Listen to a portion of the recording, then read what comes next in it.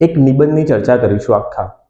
એમાં બ્રેઇનસ્ટોર્મિંગ કેવી રીતે કરવાનું છે આ મેં બ્રેઇનસ્ટોર્મ કરીને રાખ્યું છે. આપણે વન બાય વન જોઈએ કે કેવી રીતે થીસીસ જનરેટ કરવાના છે અને થીસીસ પરથી આર્ગ્યુમેન્ટ લખવાના છે અને એ આર્ગ્યુમેન્ટ અને એક્ઝામ્પલથી એક પેરેગ્રાફ બનાવવાનો છે. અને પહેલેથી બધું નક્કી હોવું જોઈએ. એવું ના થવું જોઈએ કે જેમ જેમ આપણે નિબંધ લખીએ છીએ એમ વિચારતા જાવ છો. ઘણા લોકો એવું કહે છે, લાઈક રીઝન્સ આપે છે કે હું પહેલાથી નક્કી કરી નથી લખતો, હું જેમ જેમ લખતો જાઉં ને એમ મને જુદા જુદા વિચારો આવે છે અને હું લખું છું. પણ એ સાચો વે નથી. એનાથી સ્ટ્રક્ચર્ડ એસે નહીં આવે. કોઈક એક ડાયમેન્શન વધારે આવી જશે, કોઈક એક ડાયમેન્શન ઓછું આવી જશે. તો બંને એટલી ટ્રાય કરો કે બધું પ્રી ડિટરમાઇન્ડ હોય. પહેલેથી તમને ખબર છે કે આ લખવાનું છે. ઇવન એ પણ ટ્રાય કરો કે ઇન્ટ્રોડક્શન લખો છો તો એકવાર જે રફ પેજ હોય છે એની અંદર ઇન્ટ્રોડક્શન લખી દો, એના પછી ઇન્ટ્રોડક્શનને પેપરમાં લખો, જેથી તમારે મિસ્ટેક ના થાય કોઈ.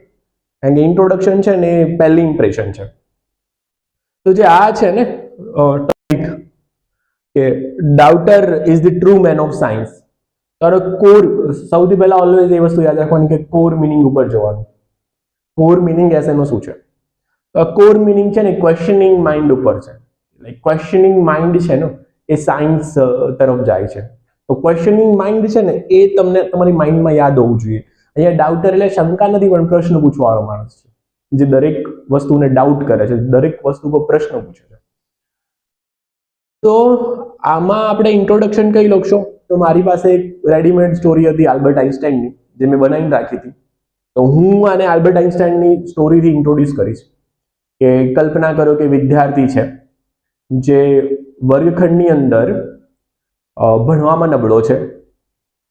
શિક્ષકો એને ગાંડો ગણે છે કારણ કે ઘણીવાર વર્ગખંડની અંદર પોતાના વિચારોની અંદર ખોવાયેલો રહેતો હોય છે.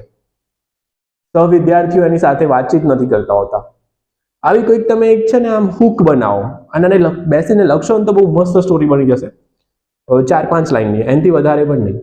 હવે સેકન્ડ પેરામાં આપણે વાત કરી હતી કે ઇન્ટ્રોડક્શનના છે ને 3 પાર્ટ છે. પહેલા હુક આવશે. આ હુક તમે સસ્પેન્સ બિલ્ડ કરો છો. આ સસ્પેન્સમાં પણ હું એક વસ્તુ કહું, લાઈક હિપ્નોટિઝમનો એક આસ્પેક્ટ છે કે હિપ્નોટિઝમમાં કેવું થાય કે પેસિંગ એન્ડ લીડિંગનો યુઝ કરવામાં આવે છે. પેસિંગ એન્ડ લીડિંગ એટલે કે તમે કોઈક એક એક્ઝિસ્ટિંગ રિયાલિટી છે એને દાખવો પહેલા અને પછી એને જે સજેશન આપવું છે એ કરો. હું હિપ્નોટિઝમ એટલા માટે સમજાવું છું કે લખવામાં તમે એ વસ્તુનો યુઝ કરશો ને તો જે વાંચવાવાળો છે ને એનું એન્ગેજમેન્ટ બહુ જબરદસ્ત લેવલનું આવશે. તો જેમ કે હિપ્નોટિઝમમાં તમે જોયું હશે ઘણા વિડીયોઝની અંદર કે જે હિપ્નોટાઇઝ કરવાવાળો હોય છે માણસ, એ બોલતો હોય છે કે તમારા શ્વાસ ઉપર ધ્યાન આપો, તમારી આજુબાજુની હવા કેવી છે તો એની ઉપર બોલશે. એટલે એ એક્ઝિસ્ટિંગ રિયાલિટીના સજેશન આપે છે, એ પેસિંગ કરે છે અને પછી લીડ કરશે કે હવે તમે ધીમે ધીમે શાંત થાઓ, હવે તમે આ વસ્તુ કરો, જે હિપ્નોટિઝમમાં કરે છે. જો તમે હિપ્નોટિઝમના વિડીયો તો આપણે આ વસ્તુનો ઉપયોગ કરી શકીએ ઇન્ટ્રોડક્શનમાં. કલ્પના કરો, આપણે પહેલા એક સજેશન આપ્યું અને પછી આપણે કહીએ છીએ કે હા એ વર્ગખંડમાં આવો હતો, આ હતું, આ હતું, આ. જે ઇંગ્લિશમાં કે imagine a guys, imagine something like that. તો એનાથી થશે શું, જે વાંચવા વાળો છે ને એનું એન્ગેજમેન્ટ બહુ મસ્ત આવશે અને જે પહેલી ઇમ્પ્રેશન છે ને એ બહુ મસ્ત પડશે. એના પછી આપણે ઇન્ટ્રોડક્શનના 3 પાર્ટ કીધા હતા. તો એના પછી જે હુક લખ્યો એના પછી આપણે લખવાનું છે કનેક્શન એસ્ટાબ્લિશ કરવાનું છે. તો કનેક્શન એસ્ટાબ્લિશનો સેકન્ડ પેરામાં શું આવશે કે વર્ષો પછી એ જ વિદ્યાર્થી છે કે જે બ્રહ્માંડના રહસ્યો ઉકેલે છે. આ વિદ્યાર્થી એ બીજું કોઈ નહીં પણ આપણે આલ્બર્ટ આઇન્સ્ટાઈન. અહીંયા આપણે સસ્પેન્સને પૂરું કર્યું, રિવીલ કર્યું કે કોણ છે આ. અને આલ્બર્ટ આઇન્સ્ટાઈનનું જીવન દાખવે છે કે પ્રશ્ન પૂછવાવાળો વિજ્ઞાનનો સાચો સિપાહી છે. તો અહીંયા 2 પેરા પતી ગયા, હુક પતી ગયો, કનેક્શન પતી ગયું. હવે હુક ને કનેક્શન પછી આખા નિબંધમાં શું આવવાનું છે? તો આખા નિબંધમાં શું આવવાનું છે મેં તમને કીધું થીસિસ જનરેટ કરવાના છે. હવે અહીંયા છે ને મેં જે આગળ વાત કરી હતી કે unexamined life is not worth living, not all who wander are lost. તો એની અંદર શું છે, વાય એક થીસિસ છે. તો આપણે એક થીસિસ વાય થશે અને એની અંદર આપણે 4 કે 5 ડાયમેન્શન જનરેટ કરીશું. પછી એક થીસિસ હશે કે એનું સિગ્નિફિકન્સ શું છે, વોટ ઇટ લીડ્સ ટુ, એ વાળો એક થીસિસ હશે. એની અંદર આપણે 4 કે 5 પોઈન્ટ જનરેટ કરીશું અને પછી કાઉન્ટર પોઈન્ટ આપીશું, પછી સોલ્યુશન કરીશું અને પછી કન્ક્લુડ કરીશું. આ આપણા એસેનું બ્રોડ ફ્રેમવર્ક થયું. આપણે હજુ 1 by 1 જોઈએ છીએ એક એક વસ્તુને. તો જે થર્ડ પેરા હતો ઇન્ટ્રોડક્શનનો, તો એની અંદર શું આવશે કે આ નિબંધ એક વિચાર યાત્રા છે, જેની અંદર હવે તમે આ વિચાર યાત્રાની જગ્યાએ તમને કોઈ હજુ બેટર શબ્દ લાગે છે તો એ તમારી રીતે સેટ કરી નાખો અને પહેલેથી પ્રી ડિસાઇડેડ રાખો કે આ જ લખવાનો છું. ઇવન સસ્પેન્સ વાળી સ્ટોરી આલ્બર્ટ આઇન્સ્ટાઈનની સ્ટોરી છે કે હેલન કેલરની સ્ટોરી છે, આ મેં છોન્જી નાંગમોની સ્ટોરી કીધી, એ પણ તમે ઓલરેડી લખીને રાખો તમારી જોડે.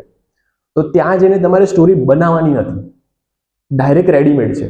અને એ પણ રફ પેજમાં પહેલા લખવાની, પછી એક્ઝામના પેપરના લખવાની, બીકોઝ નિબંધમાં આપણી જોડે ટાઈમ હોય છે. તો આ કરી આપણે આ નિબંધ એક વિચાર યાત્રા છે, જેની અંદર આપણે જોઈશું કે કેમ પ્રશ્ન પૂછવા વાળો વિજ્ઞાનનો સાચો સિપાહી છે, પ્રશ્ન પૂછવાનું મહત્વ શું છે. આ બે પ્રશ્નો આપણે મેઇન જોવાના છીએ, બે થીસીસ છે આપણા. એ લખ્યું એના પછી હવે આપણે આવશે થીસીસની શરૂઆત કરીશું. તો સૌથી પહેલા વાય પ્રશ્ન પૂછે કે વાય પ્રશ્ન પૂછવા વાળો વિજ્ઞાનનો સાચો સિપાહી છે, કેમ છે, વિચારો એના વિશે. એક એવા 4 તમારે પોઈન્ટ જનરેટ કરવાના. શું થાય પ્રશ્ન પૂછવાથી? પ્રશ્ન પૂછીએ ને તો આપણું મન ખુલ્લું થઈ જાય, માઇન્ડ ઓપન થઈ જાય, આપણે નવીન વિચારોની સ્વીકારવા લાગીએ. તો સૌથી પહેલું ડાયમેન્શન હવે આ હું જનરેટ કરી રીતે કરું છું. હું વિચારું છું કે સાયકોલોજીકલ ડાયમેન્શનમાં વિચારવાનું ટ્રાય કરું છું. જે મેં કીધું હતું ને કે થીસીસ છે ને, એના માટે તમારે પછી ડાયમેન્શન, જે આર્ગ્યુમેન્ટ લાવવા માટે તમે ડાયમેન્શનના વિશે વિચારો, કે સાયકોલોજીકલ ડાયમેન્શન, કે what happen when you question everything, when you develop questioning mind, what happen. તો જે વાય છે એમાં પહેલો મારો પોઈન્ટ રહેશે ને, પહેલું આર્ગ્યુમેન્ટ એ રહેશે કે જ્યારે પ્રશ્ન પૂછું છું તો માઇન્ડ ઓપન થઈ જાય છે, ટીકાને હું સ્વીકાર કરું છું અને વ્યક્તિગત પ્રગતિમાં આગળ વધું છું, થિંકિંગ માઇન્ડ ડેવલપ થાય છે. હવે એમાં એક્ઝામ્પલ તરીકે ઇલોન મસ્ક પોતાના ઇન્ટરવ્યુની અંદર એવું કહે છે કે આપણા મિત્રો છે ને, અને ઇન જનરલ પર તમારે આ વાત યાદ રાખવી જોઈએ કે આપણે આપણા મિત્રો પાસેથી ક્રિટિસિઝમ શીખ કરવું જોઈએ. એવું કહે છે કે તમારા મિત્રો છે ને તો તમને ક્રિટિસાઇઝ નહીં કરે, એમને તમારી ભૂલો ખબર છે પણ એ કહેશે નહીં. એ એટલા માટે નહીં કહેશે કે જો એ તમને કહેશે તો તમને ખોટું લાગશે, તો એ તમને હર્ટ કરવા નથી માંગતા, એટલા માટે એ તમારી ભૂલો કહેશે નહીં. તો આપણે ઇલોન મસ્કનું એક્ઝામ્પલ લખી દેવાનું કે ઇલોન મસ્કે એના ઇન્ટરવ્યુની અંદર આવું કીધું છે. પછી અગેન સેકન્ડ, એટલે એક આર્ગ્યુમેન્ટ થયું ને એને એક્ઝામ્પલ સામે આપ્યું ઇલોન મસ્ક વાળું. પછી સેકન્ડ આર્ગ્યુમેન્ટ, તો what happen when you question, તો જે સામાજિક દંભ છે, રૂઢિ છે, અંધશ્રદ્ધાઓ છે, એ બધાને પડકારે છે. ક્વેશ્ચનિંગ માઇન્ડ છે ને આ જે રૂઢિચુસ્તતા છે એને પડકારે છે. હવે રૂઢિચુસ્તતા એક શબ્દ લખે એના કરતા તમે કીધું 3 શબ્દો રાખવાના, સામાજિક દંભ, રૂઢિ અને અંધશ્રદ્ધા. આ જે 3 શબ્દોની જોડી હોય છે ને એ થોડુંક અટ્રેક્ટિવ લાગે છે સેન્ટેન્સ. તો સામાજિક દંભ, અને એની માટે એક્ઝામ્પલ શું આપશો? જે 19મી સદીની અંદર જે સામાજિક ધાર્મિક સુધારાઓ થયા હતા એને થોડુંક ડિટેલમાં એક્સપ્લેન કરી દો. તો આ તમારો થયો સેકન્ડ પોઈન્ટ, એટલે સેકન્ડ પેરા રેડી થઈ ગયો. પછી થર્ડ પેરાની અંદર અગેન વાય, પ્રશ્ન પૂછવા વાળો કેમ વિજ્ઞાનનો સાચો સિપાહી છે? તો દર્શન શાસ્ત્ર એટલે કે ફિલોસોફીમાં વિચારીએ તો ફિલોસોફીનું મૂળ છે ને એ ક્વેશ્ચનિંગ છે. હવે એને એક્સપ્લેન કરવું પડશે કે એક્ઝામ્પલ આપીને. તો યુવલ હરારીનું એક ઇન્ટરવ્યુ જોતો હતો, તો યુવલ હરારી પોતાના ઇન્ટરવ્યુની અંદર એવું કહે છે કે જે અધ્યાત્મ છે ને એ અધ્યાત્મ, it is all about questioning. અધ્યાત્મ એ જવાબો નથી, અધ્યાત્મ એ પ્રશ્નો છે, એ પ્રશ્નોની શોધ છે. તો આપણે યુવલ હરારીનું નામ લખી દઈએ કે એક પ્રખ્યાત હિસ્ટોરિયન જે આવું કહે છે એમ. તો એક્ઝામ્પલ્સ પણ થઈ ગયું, આર્ગ્યુમેન્ટ પણ થઈ ગયું. જે કૃષ્ણમૂર્તિ તમને ખ્યાલ હશે, તો જે કૃષ્ણમૂર્તિ છે ને પ્રશ્નોનો જવાબ આપે છે ને એમાં પ્રશ્નો જ પૂછે કરે છે. એ એમના તમે વિડીયો જોઈ શકો છો. તો એમના વિડીયોમાં શું કરશે? What is mind, what is emotions, એમ પ્રશ્નો પૂછશે અને ધીમે ધીમે એના જવાબો શોધશે. તો જે કૃષ્ણમૂર્તિનું તમે મસ્ત એક્ઝામ્પલ આપી શકો. પછી વિજ્ઞાનનું મૂળ છે ને પ્રશ્નોમાં છે. વિજ્ઞાનનું મૂળ કેવી રીતે પ્રશ્નોમાં છે?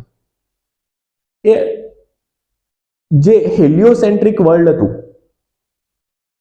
પહેલા, હેલિયોસેન્ટ્રિક નહીં, જીઓસેન્ટ્રિક વર્લ્ડ, જે પહેલા જે વર્લ્ડ હતું ને એને જીઓસેન્ટ્રિક માનવામાં આવતું. ખ્રિસ્તી ધર્મના પાદરીઓ માનતા હતા કે વર્લ્ડ છે જીઓસેન્ટ્રિક છે. જીઓસેન્ટ્રિક એટલે કે વિશ્વનું કેન્દ્ર છે પૃથ્વી છે, વિશ્વનું નહીં, બ્રહ્માંડનું કેન્દ્ર પૃથ્વી છે. હવે બ્રહ્માંડનું કેન્દ્ર પૃથ્વી, આ જીઓસેન્ટ્રિક વર્લ્ડનો અભિગમ છે એને નિકોલસ કોપર હતો, એણે કીધું કે ના, બ્રહ્માંડનું કેન્દ્ર એ પૃથ્વી નથી, બ્રહ્માંડનું કેન્દ્ર એ સૂર્ય છે. એ હેલિયોસેન્ટ્રિક વર્ડ છે. એ પણ ખોટું પાછળથી પડ્યું. પણ આ જે ક્વેશ્ચન કરવું છે એ વિજ્ઞાનની પ્રગતિ કરે છે, એ નવા નવા થોટ્સને આગળ વધારે છે. તો આપણે એક આ બી લખી શકીએ. તો એક આર્ગ્યુમેન્ટ થયું ને એની સાથે એક એક્ઝામ્પલ થયું. નિકોલસ કોપર લખો, ગેલેલિયોનું એક્ઝામ્પલ લખો, જે ન્યૂટનનું એક્ઝામ્પલ લખો, કોઈ પણ લખો, એ ગમે તે એક એક્ઝામ્પલ લખવાનું છે તમારે, થોડું ડિટેલમાં એક્સપ્લેન કરવાનું છે. તો આ આપણો એક થીસીસ પૂરો થયો. હવે જ્યારે એક થીસીસ પૂરો થયો ને તો એમાં તમે લખો કે હમણાં સુધી આપણે પ્રશ્ન પૂછવા વાળો વિજ્ઞાનનો સાચો સિપાહી કેમ છે એની ચર્ચા કરી. હવે આપણે ચર્ચા કરીશું કે પ્રશ્ન પૂછવાનું સિગ્નિફિકન્સ શું છે. સેકન્ડ થીસીસ આપણો કે વોટ ઇટ લીડ્સ ટુ, પ્રશ્ન પૂછવાથી શું થાય, પ્રશ્ન પૂછવાનું શું સિગ્નિફિકન્સ છે. તો પ્રશ્ન પૂછવાનું શું સિગ્નિફિકન્સ છે આપણો થીસીસ 2 છે. એના પછી આર્ગ્યુમેન્ટ હશે 1 2 3 ને એમાં આપણે એક્ઝામ્પલ્સ આપવાના છે આર્ગ્યુમેન્ટને સપોર્ટ કરવા માટે. તો પ્રશ્ન પૂછવાનું સિગ્નિફિકન્સ સૌથી પહેલું કે પ્રશ્ન પૂછે તે મર્યાદાઓને તોડે, આપણે લિમિટેશન્સને બ્રેક કરે. ધ મોર યુ ક્વેશ્ચન તમારી લિમિટેશન્સ બ્રેક થશે. કેવી રીતે? પહેલા જે સ્પેસ એક્સપ્લોરેશન છે એ આપણે પૃથ્વી સુધી મર્યાદિત હતું, પણ જેમ જેમ આપણે ક્વેશ્ચન કરતા ગયા કે પૃથ્વીની બહાર શું છે, બ્રહ્માંડમાં શું છે, એમ જુદા જુદા માર્સ સુધી ગયા, મંગળ ગ્રહ સુધી ગયા, ચંદ્ર ગ્રહ સુધી ગયા, પછી વોયાજર કરીને છે બ્રહ્માંડની બહાર નીકળી છે, સૂર્યનું પરિભ્રમણ કરતા ગ્રહો આપણે મોકલ્યા છે. તો જે આ વિજ્ઞાનની અંદર પ્રગતિ છે એ જે મર્યાદાઓ હતી એને તોડે છે. તો આઈ થિંક તમે સમજી ગયા છો કે મર્યાદાઓને કેવી રીતે તોડે છે, અને એક્ઝામ્પલમાં આપણે સ્પેસ એક્સપ્લોરેશન જે થયેલું છે ઓવરઓલ વર્લ્ડ વાઇડ એને કેવી રીતે લખી શકે, અને થોડુંક ડિટેલ્સમાં લખજો, ડિટેલ્સમાં ને ટેન્શન બિલ્ડ કરીને. બટ સ્ટીલ એ ઓલું પેરામાં મેં તમને સમજાવ્યું હતું કે એક પેજની અંદર 2 પેરા આવે ને એવી રીતે લખવાનું છે. પછી બીજું, પ્રશ્ન પૂછવાથી છે ને આપણે જેમ પ્રશ્ન પૂછે ને તો જે વર્તમાન જે વિચારો છે ને એને જ્યારે એને આપણે ક્વેશ્ચનિંગ કરીએ ત્યારે આપણે આપણી અંદર છે ને એક તો આપણા વિચારોના આપણે ક્વેશ્ચનિંગ કરીએ અને બીજાના વિચારોનો પણ ક્વેશ્ચનિંગ કરીએ. તેથી શું થાય, આપણી અન્યના વિચારો પ્રત્યેનો જે એક્સેપ્ટન્સ છે વધે, તો સહનશીલતા આપણી વધે, અને સહનશીલતા વધે ને તો સંવાદી સમાજનું, જે હાર્મોનિયસ સોસાયટી કહીએ, એનું નિર્માણ થાય. તો એક આ પણ થયું કે લાઈક સંવાદી સમાજનું નિર્માણ થાય, હાર્મોનિયસ સોસાયટીનું નિર્માણ થાય. સિગ્નિફિકન્સ છે ક્વેશ્ચનિંગનું. પછી પ્રશ્નો પૂછવાથી કાયદાઓમાં સુધાર, લીગલ રિફોર્મ આવ્યા છે. આ લીગલ ડાયમેન્શન છે સિગ્નિફિકન્સમાં, લીગલ રિફોર્મ. હવે તમને ખબર હશે કે પહેલા એલજીબીટીક્યુ ની વાત નથી થતી, અત્યારે એલજીબીટીક્યુ ને અધિકાર આપવામાં આવ્યા છે. વૈવાહિક જે બળાત્કાર છે એની ચર્ચા થઈ રહી છે. તો આ બધું શું છે, પ્રશ્ન પૂછવાના કારણે આવ્યું છે. તો જે લીગલ રિફોર્મ છે એ એક ડાયમેન્શન થયું. પછી જે નૈતિક મૂલ્યો છે એની અંદર બદલાવ આવે છે જ્યારે ક્વેશ્ચનિંગ કરીએ છીએ ત્યારે, જ્યારે ડાઉટ કરીએ છીએ ત્યારે નૈતિક મૂલ્યોની અંદર બદલાવ આવે છે. આપણે આપણા ખુદના જે નૈતિક મૂલ્યો છે અને પ્રશ્નો એને પડકારીએ છીએ, જેમ કે ઈચ્છા મૃત્યુનું જે ડિસ્કશન છે, એ કેપિટલ પનિશમેન્ટ છે કે મૃત્યુ આપવું કે નહીં એનું જે ડિસ્કશન છે, આ બધું છે ને ક્વેશ્ચનિંગથી ડેવલપ થયું છે. પછી એક સિમ્પલ વસ્તુ છે કે જે આપણે જો ક્વેશ્ચનિંગ કરતા રહીશું, જો પ્રશ્નો વધારે પૂછતા રહીશું તો વધારે સચોટતા આવશે, પ્રિસિઝન વધારે આવશે, સ્પષ્ટતા વધારે આવશે. તો એક એ છે જેમ કે ચંદ્રયાન 2 થી આપણે એક્ઝામ્પલ તરીકે આ લખી શકીએ, ચંદ્રયાન 2 થી આપણે ચંદ્રયાન 3 પર ગયા, ચંદ્રયાન 2 ની અંદર નિષ્ફળતા મળી. તો જ્યારે ચંદ્રયાન 3 પર ગયા ત્યારે આપણે 3 વાર ચેક કર્યું હશે કે ઓકે કેવી રીતે બધું વર્ક કરશે. જે ઓસામા બિન લાદેનને મારવાનું મિશન હતું અમેરિકાનું, તો અમેરિકાએ એ વસ્તુને સ્ટિમ્યુલેટ અરાઉન્ડ 100 વાર કરી હશે બીજી જગ્યાએ, કે ઓકે ઓસામા બિન લાદેનનું ઘર આવું છે પાકિસ્તાનની અંદર ને આ રીતે જઈને અમે એન્ટર, અને નેવી સીલના લોકો આવી રીતે મારવાના છે. કેમ? કારણ કે એમણે ક્વેશ્ચન કર્યો, એમને ડાઉટ કર્યો, અને એનાથી સુધી સચોટતા, સ્પષ્ટતા આવી, એમના મિશનની અંદર વધારે પ્રિસિઝન આવી. એમણે દરેક એવી સિચ્યુએશનને વિઝ્યુઅલાઇઝ કરી લીધી કે આ થઈ શકે છે અને આમાં અમે આવી પ્રતિક્રિયા દાખવીશું. તો આ થઈ ક્વેશ્ચનિંગનું સિગ્નિફિકન્સ. હવે આ લખ્યું ને એના પછી આપણે શું કરવાનું છે કે અગેન મેં કીધું ને કનેક્ટિંગ પેરા એક કે હજુ સુધી આપણે ક્વેશ્ચનિંગ નું સિગ્નિફિકન્સ ની ચર્ચા કરી, પણ હવે આપણે કાઉન્ટર પોઈન્ટ તરફ જઈએ છીએ ને, તો કાઉન્ટર પોઈન્ટ તરફ જઈએ એટલે આપણે વચ્ચે કનેક્ટિંગ પેરા તરીકે એવું એટલે ક્વેશ્ચનિંગ થી બી કનેક્ટ કરી શકાય કે શું પ્રશ્નો પૂછવું દર સમયે લાઈક સારી વસ્તુ છે, દરેક સમયે ક્વેશ્ચનિંગ માઇન્ડ એ જરૂરી છે, આવો કોઈ પ્રશ્ન પૂછી લેવાનો. એનાથી શું છે આપણે પ્રશ્ન પૂછવાની જે પ્રવૃત્તિ છે આપણી એની લિમિટેશન્સને ચેક કરીએ છીએ. આપણે કાઉન્ટર પોઈન્ટ લખીએ છીએ, આપણે વાત કરી હતી કાઉન્ટરમાં 2 કે 3 પોઈન્ટ લખવાના છે અને એ પોઈન્ટને એક્ઝામ્પલથી એક્સપ્લેન કરવાના છે. તો તમે વિચારો કે વધારે પડતા પ્રશ્નો પૂછે શું થાય? વધારે પડતા પ્રશ્નો પૂછે ને એટલે ઓલું એક વર્ડ છે એનાલિસિસ ઓફ પેરાલિસિસ. વધારે પડતું એનાલિસિસ કરીને આપણે પેરાલિસિસ થાય, મતલબ આપણે મૂંઝવણમાં મુકાઈ જઈએ, ડિસિઝન ના લઈ શકીએ, નિર્ણય ના લઈ શકીએ, આપણી ઝડપ છે ને બહુ જ ઘટી જાય જ્યારે વધારે પડતા ડાઉટ કરીએ.